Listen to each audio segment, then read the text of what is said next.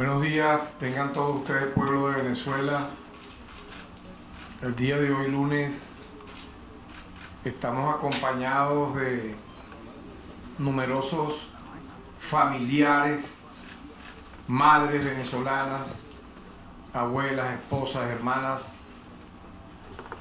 de venezolanos que han sido previamente criminalizados, estigmatizados, señalados sin base de juicio alguno, sin que previamente hayan tenido derecho a la defensa, sin que previamente hayan tenido acceso a un juicio, a un proceso, a un debido proceso en los Estados Unidos de América, para que, si fuese así el caso, luego de ese proceso judicial, luego de esa acción que supuestamente debiera o presuntamente debiera ser atendida por el derecho internacional público, por el derecho internacional de los derechos humanos, en base a las leyes y a la Constitución de los Estados Unidos de América, de habérsele a estos compatriotas venezolanos secuestrados hoy en El Salvador, habérsele determinado la comisión de algún hecho punible, si fuese ese el caso, lo mínimo es entonces que luego de ellos haber tenido ese derecho a la defensa y luego de haber ocurrido un proceso judicial en base a lo que establece la ley, repito, el derecho internacional público y el derecho internacional de los derechos humanos, ser entonces procesados en base a lo que establece, repito, la legalidad nacional e internacional.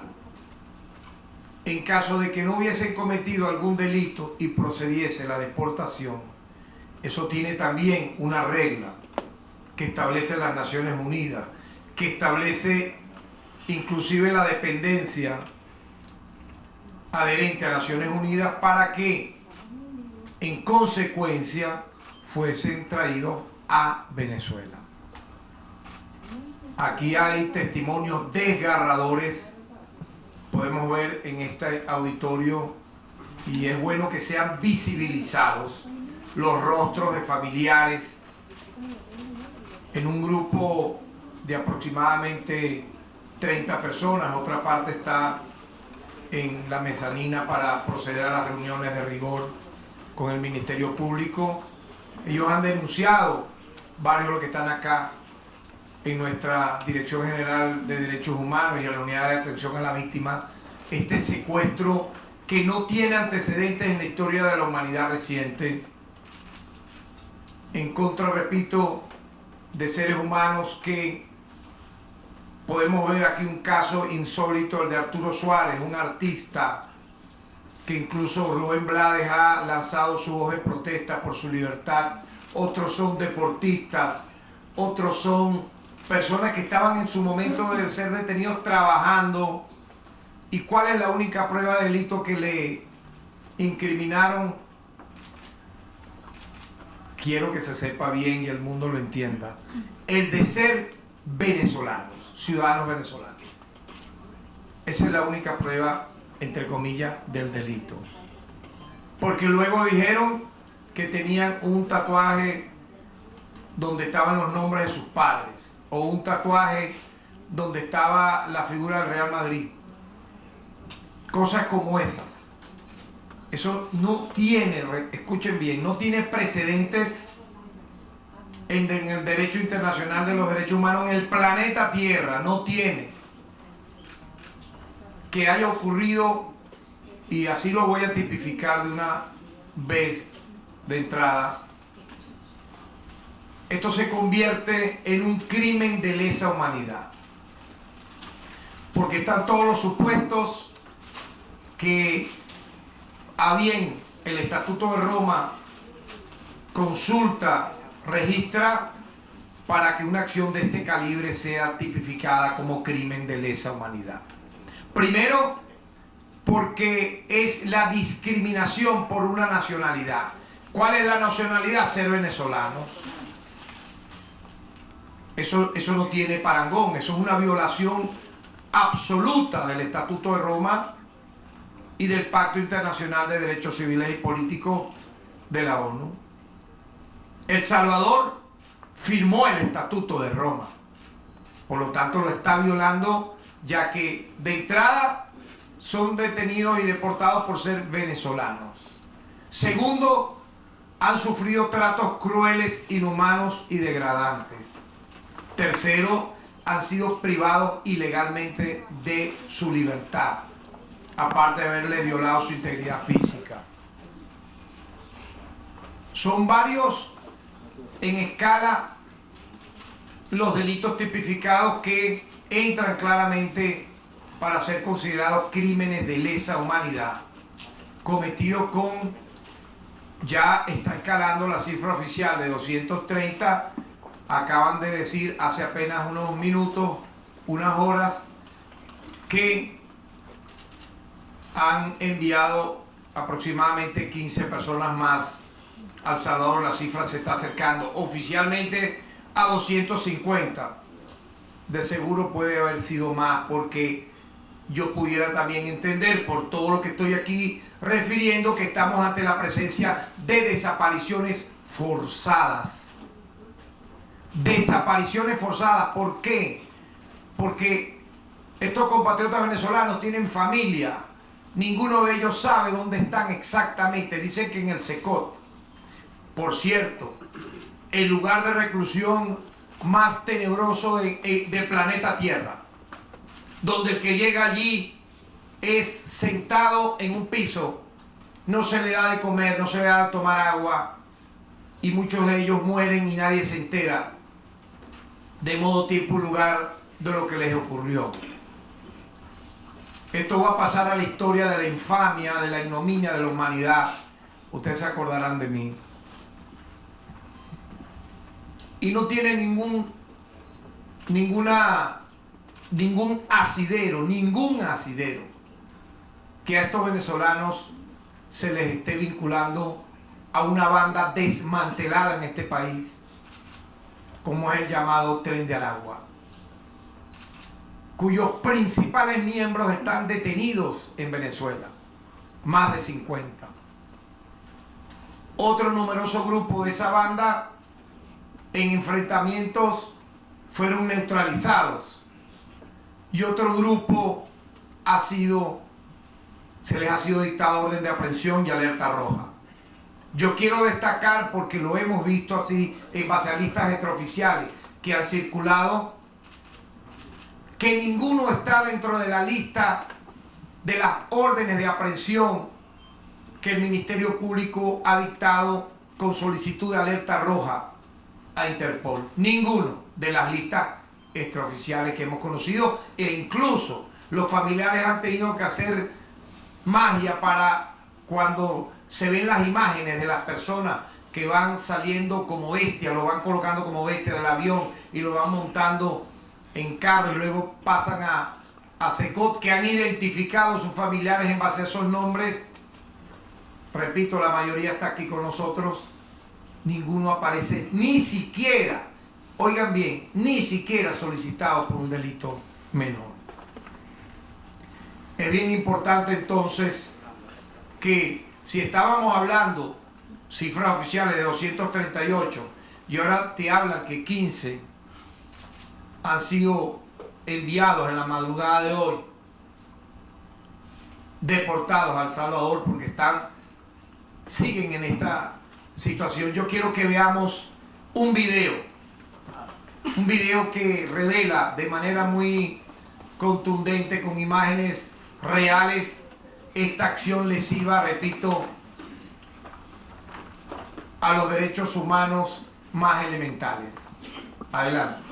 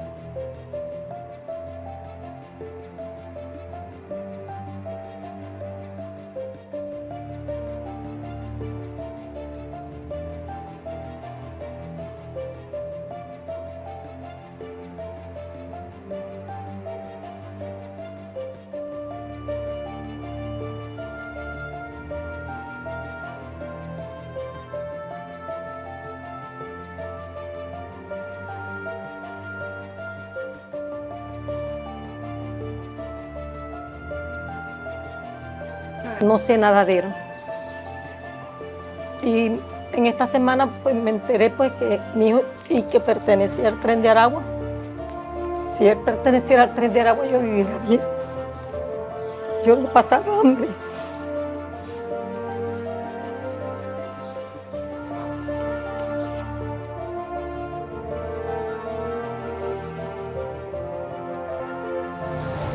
Es él.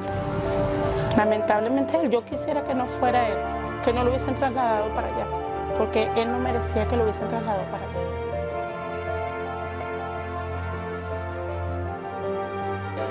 Ayer, bueno, un sobrino, primo de él, bueno, él se dedicó a buscar, pues, y hacía Zoom y esto, y ya nos mandó la foto. Yo tengo que ir para ahora a buscarlo. No lo quieren traer, yo lo busco. Me los traigo a pie, lo que sea.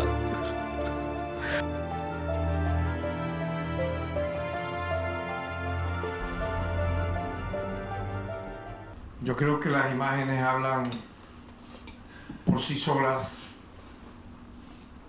y apenas de todas las experticias digitales que tenemos hemos querido mostrar algunas. Y la gran pregunta que podemos hacernos todos es la siguiente. En los últimos años, hagamos un registro real. ¿Cuál ha sido la cifra de casos donde venezolanos, oigan bien, venezolanos, hayan cometido algún delito tipificado como homicidio en los Estados Unidos? Veamos la tasa, hagamos la cifra. ¿Cuántas personas fallecidas por acciones violentas en Estados Unidos han sido atribuidas y las personas procesadas siendo ellos venezolanos? Yo pudiera responder fácilmente. No llegaría a 0,01. Entonces, ¿cómo alguien puede explicar legalmente que de la nada aparezca entonces para justificar estas aberraciones que no tienen nombre, se aplique la ley de enemigos extranjeros? Incluso a venezolanos que pueden tener edad de preadolescentes, de apenas 14 años o menos. Pero hay un detalle interesante, el debate interno que está ocurriendo en los Estados Unidos de América ahorita. Un informe filtrado por New York Times afirma que una evaluación de la comunidad de inteligencia concluyó que la banda Tren de Aragua no está dirigida por el gobierno de Venezuela, ni comete delitos en Estados Unidos bajo sus órdenes. No lo publicó el diario Vega ni el Correo del Orinoco. Lo publicó el The New York Times, el New York Times. Un informe de inteligencia, ¿de quién? De la CIA, filtrado y conocido en el mundo entero. Por lo tanto, el decreto del gobierno de los Estados Unidos está basado en una afirmación que contradice a su propia comunidad de inteligencia. Eso no tiene parangón ni referente en ningún lugar del mundo. Si tu propia comunidad de inteligencia, la CIA, te dice que eso no es así, que la banda no existe, que no está dirigida por el gobierno de Venezuela y las personas a las cuales se le atribuyen los hechos no son responsables, entonces ¿cuál es el órgano auxiliar de justicia con el cual el Ejecutivo estadounidense se ha basado para cometer este exabrupto? Más aún con algo trascendental. Los jueces en Estados Unidos prohibieron estas deportaciones. Dijeron que no tenían asidero legal, que no tenían justificación legal. Y aquí todas las madres presentes, que son gente de bien, porque son familiares de seres humanos, no de bestias, conocen y saben que quien aconsejó, que quien refirió, que quien dijo y justificó que se hiciera esta actitud desde Venezuela fue una persona que ya debe estar de seguro quemándose en las pailas del inframundo, y la conoce con el nombre de María Corina Machado. Ella asumió la autoría intelectual de esta acción y lo ha dicho públicamente. La secundó un sujeto al margen de la ley de nombre Mundo González Urrutia, que dice que está triste en España y que no lo dejan salir a viajar. Por Dios, si has hecho fiesta con el dinero robado, recorriendo países donde es la burla. Ustedes saben que es la burla. Yo tengo fuente de información que dicen que cuando él entra y sale es el hazme y hacen 40 chistes de su bajeza, de su ridiculez, que no atiende ni siquiera las mínimas cortesías, rascándose donde ustedes ya saben y el más allá. Este sujeto también justificó, propagó y aconsejó que se hiciera esto. ¿Y quiénes más lo han apoyado? Es que tiene que saberse. Leopoldo López, Carlos Vecchio, Juan Guaidó, Smolansky y todos esos atláteres prófugos de la justicia. Esta ley del año 1798 tiene 227 años de antigüedad. Se trata de una ley del siglo XVIII. Por poner un ejemplo, calculen esto, que se venga y se aplique en Venezuela leyes o decretos de la época de la colonia o de la independencia. ¿Qué pasaría? ¿Qué pasaría si se hiciese eso aquí? Igualmente se trata de una ley para tiempos de guerra, es decir, para aplicar esta ley en Estados Unidos debe estar en guerra declarada con otro país en términos convencionales. Supóngase como pudo haber ocurrido cuando se creó esta ley. Todos sabemos que esta ley se crea en base a una hipotética y posible conflagración que los Estados Unidos iba a tener con Francia. Y entonces ahora, en base a esta ley, fueron enviados a El Salvador. El Salvador, que es firmante del Estatuto de Roma, se convierte entonces en el país base de la comisión de los delitos de crímenes de lesa humanidad que tiene que ser conocido por la Corte Penal Internacional.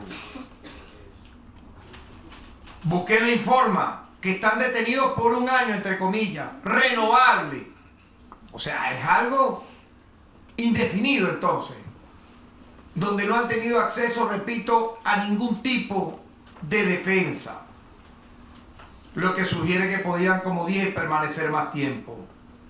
Esta ley no le exige al gobierno de los Estados Unidos demostrar ningún comportamiento ilícito ni amenaza por parte de los afectados. Tampoco distingue entre residentes regulares o irregulares. Es decir, si hay un venezolano con 30 años de residencia en Estados Unidos, 20, 40, puede igualmente ser detenido y enviado al CECOT de El Salvador.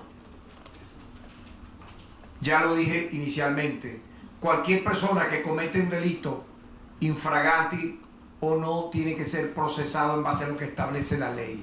Llevado a un tribunal, tener acceso al derecho a la defensa y posterior a ello, en base a lo que establezca el juez, dictaminarse lo que debe ocurrir.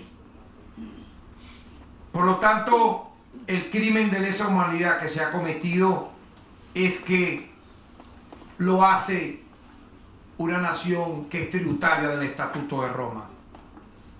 Quiero destacar igualmente, para quienes no conocen el artículo 7 del Estatuto de Roma, voy a leerlo de manera clara. Allí establece que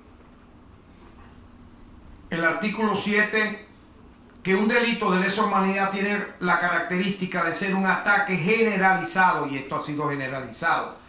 Ahora cada día nos mandan de cuentagotas nuevos deportados a El Salvador. En la madrugada hablaron de 15 más que se suman a estos 238. Un ataque debe ser un ataque generalizado, sistemático contra una población civil. En este caso es la población civil venezolana. Otro aspecto específico que incluye el artículo 7 del Estatuto de Roma son deportación o traslado forzoso de la población, ahí está clarito. Persecución de un grupo o colectividad con identidad propia fundada por motivos políticos, raciales, nacionales, entre otros. Aquí el motivo es que son venezolanos. Otros actos inhumanos de carácter similar que causen intencionalmente grandes sufrimientos o atenten gravemente contra la integridad física o la salud física y mental de las personas. Por lo tanto, exigimos que el habeas corpus, hay un habeas corpus introducido por abogados en El Salvador y está en manos de la Sala Constitucional, sea declarado con lugar, sea aprobado. ¿Qué dice la Corte Suprema de Justicia de El Salvador? Hemos entrado en contacto con varios de esos magistrados. ¿Qué dicen? Le hemos enviado una carta que haremos pública en los próximos días. ¿Qué dicen al respecto? También van a hacer caso omiso a un recurso legal de habeas corpus que existe según la legislación salvadoreña para atender casos como estos.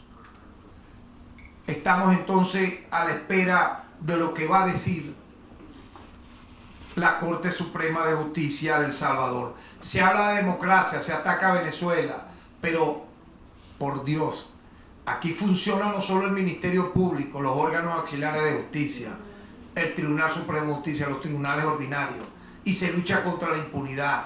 Quien merece ser sobreseído se sobresee, quien merezca ser condenado se le da la respectiva sentencia, quien merezca una medida cautelar menos gravosa de privativa de libertad se le da en base a un juicio. ¿Qué ocurre entonces ahora en El Salvador con esto? No pueden hacer caso omiso.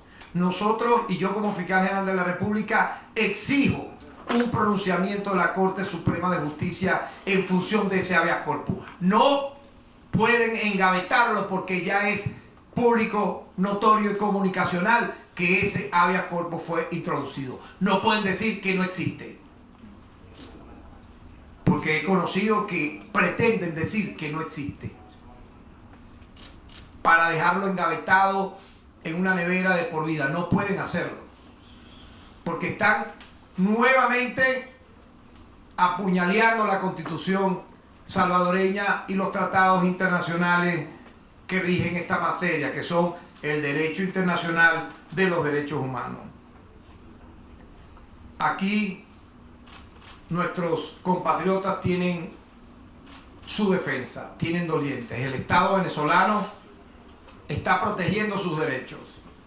El propio jefe de Estado, presidente de la República, Nicolás Maduro Moro, se ha reunido con gran parte de los que están acá en este auditorio el día de hoy, y lo que ha ofrecido lo ha cumplido, y nosotros seguiremos cumpliendo y siendo vigilantes para lograr una gran victoria. ¿Cuál va a ser? La libertad de todos estos compatriotas que merecen mi aplauso por la valentía, la dignidad que han tenido de defender a sus familiares. Porque aparte del delito público y notorio del secuestro y de la desaparición forzada, pretenden ahora también criminalizarlos moralmente.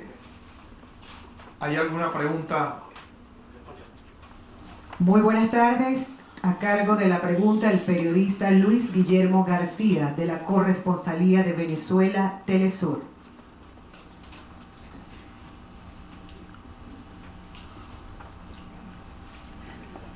Buen día, fiscal, buen día a todas y todos. Bueno, sin duda que se aprecia que lo que está pasando con el caso de los compatriotas que están en El Salvador es parte de una especie de conspiración que está ocurriendo a nivel internacional contra Venezuela.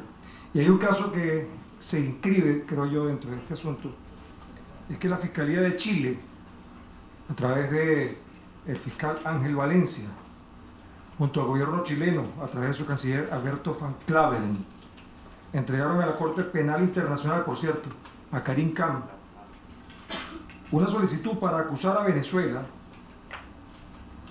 por el asesinato del teniente venezolano Ronald Ojeda, cuyo crimen ocurrió en Chile hace un año aproximadamente. La Cancillería venezolana, como ustedes deben saber, emitió un pronunciamiento oficial del gobierno venezolano indicando que llevar este caso a la Corte Penal Internacional es jurídicamente insostenible, así como una evidencia de la ignorancia que tiene el gobierno de Chile sobre el sistema del derecho internacional y el Estatuto de Roma que usted ha mencionado en repetidas oportunidades hoy. En concreto, ¿qué sabe Venezuela sobre este caso que parece estar orientado a unirse a esta conspiración contra la estabilidad de Venezuela? Y por cierto, revisando los medios internacionales, fiscal, ahorita en las redes, es apreciable cómo se impone una narrativa contra Venezuela y se silencia la versión venezolana, por cierto. Bueno, en primer lugar, como Ministerio Público, como fiscal general de la República, debo decir que no conozco, no veo un antecedente en el hemisferio occidental de una investigación más pirata, más mediocre, más ridícula, más llena de vacíos legales, incongruencias, que la que presuntamente hizo la Fiscalía General de Chile sobre el caso de Ronald Ojeda. Es lo primero. Pasa igualmente de una manera infame a la historia de lo que no debe hacerse en derecho, de lo que no debe hacerse a nivel de criminalística, de lo que no debe hacerse a nivel de criminología, y para ustedes contar. Es lo que no debe hacerse, es una clase de lo que no se debe hacer. Una clase magistral, claro, pero de lo más aberrado, bruto, y yo diría cobarde, que no solo vincula a la Fiscalía General de Chile, vincula al presidente de esa nación que sabemos es una persona con daños cognitivos básicos, que no sabe si va a caminar a veces a la derecha, a la izquierda, que se cae cuando camina, que no tiene una noción de lo que habla, y él es el que ha sido el vocero en contra de Venezuela, utilizando el caso de Ronald Ojeda, instrumentalizando el lawfare, las guerras judiciales dentro de lo que es la guerra híbrida, para dañar y afectar la imagen de Venezuela.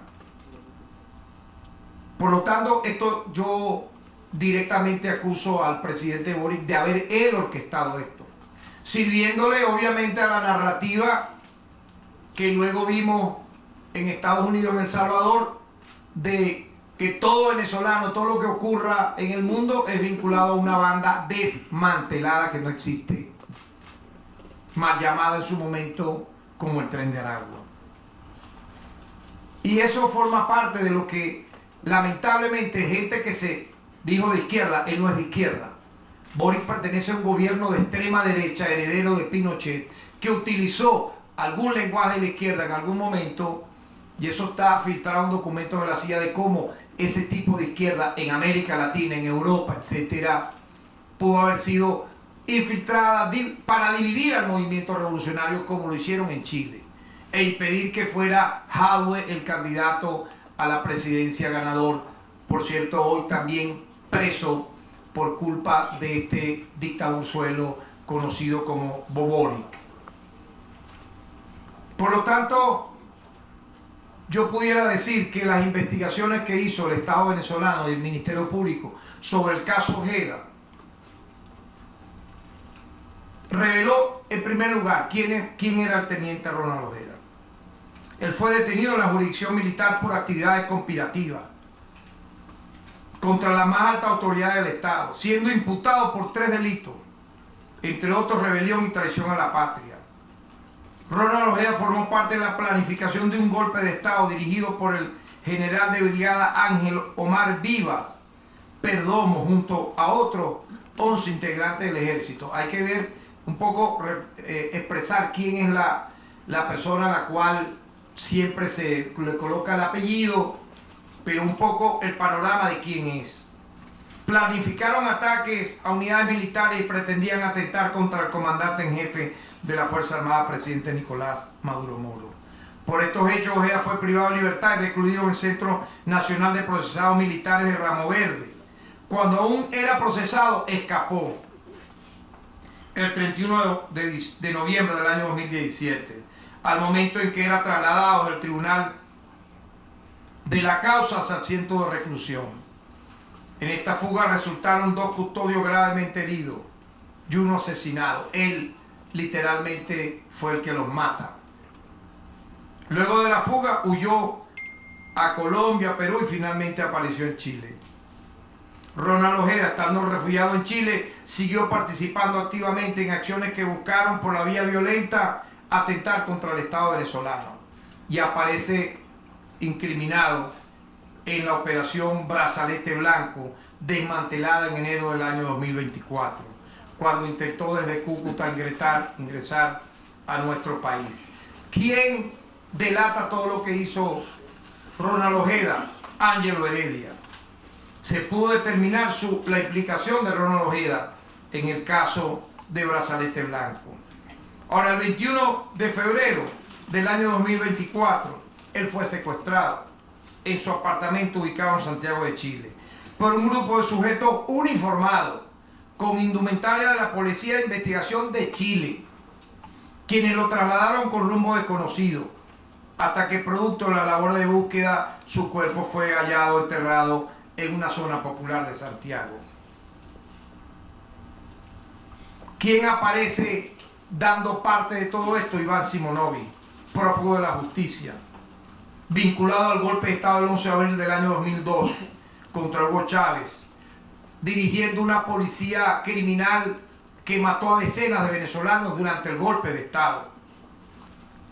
Simonovic difunde desde Miami la tesis de que Ojeda había sido secuestrado por funcionarios de la DGCIN. Él apenas a unos minutos y horas de haber ocurrido y ya tenía el video. Explíquenme cómo pudo tener el video antes que saliera a la luz pública. ¿Quién se lo da?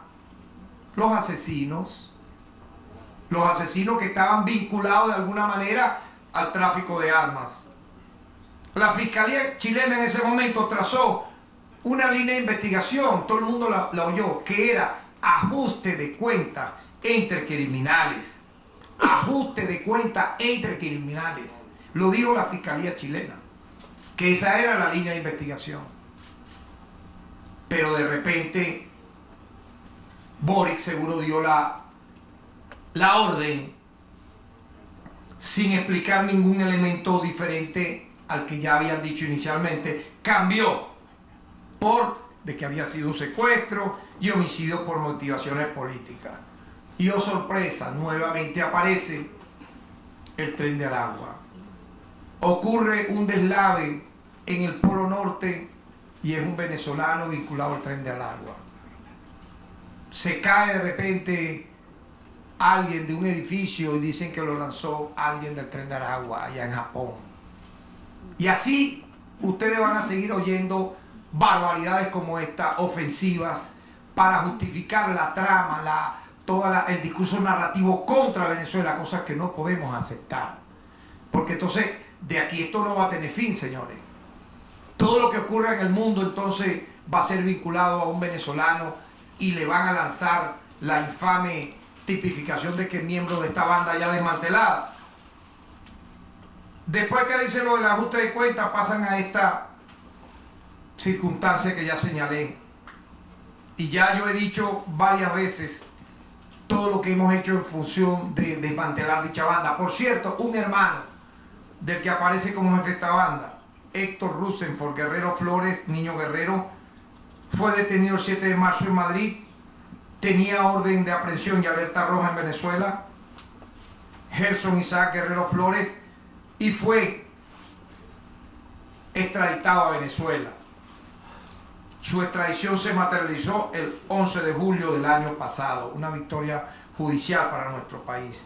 Por lo tanto, lo que puedo responderte y concretarte finalmente para terminar es que es obvio que eso fue una operación de falsa bandera para dañar la imagen de la democracia venezolana. No lo han podido lograr, y lo más ridículo que acaban de hacer es que desconocen lo que son las propias normas del Estatuto de Roma. Un hecho aislado ocurrido en El Salvador, como ajuste de cuentas, según dice la primera línea de investigación de la Fiscalía chilena, la quisieron convertir, no lo lograron. Vean que eso no tuvo ni eco en ningún lado, como que si fuese una acción vinculante al Estado venezolano para que la investigara la CPI.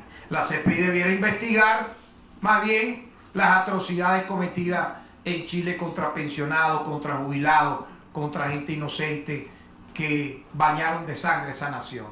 Sin duda, el pueblo chileno es heredero de glorias sumamente grandes. Andrés Bello dio como venezolano ilustre grandes enseñanzas de valores cívicos y morales en esa nación. Poetas, de grandes poetas, como Gabriela Mistral, como Raúl Zurita, como Pablo Neruda, entre tantos otros.